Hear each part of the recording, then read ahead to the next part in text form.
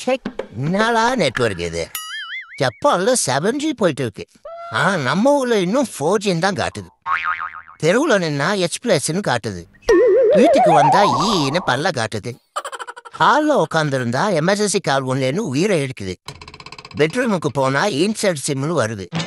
எப்படியோ customer care கால் பண்ணி bill மட்டும் அதிகமா வருதே, நான் பேசவே இல்லையாடான்னு கேட்டா உங்க பிளான் என்னன்னு கேட்கறான். வந்தது ஒரு கோபம். அதையும் சொன்னேன். இப்போ ஆபீஸ்ல இருக்கான். சாயங்காலம் சினிமாவுக்கு போயிட்டு அப்படியே நேரா வீட்டுக்கு போயிடுவான். என்ன நினைச்சானோ தெரியல, சிம்மல் டீஆக்டிவேட் பண்ணிட்டான்.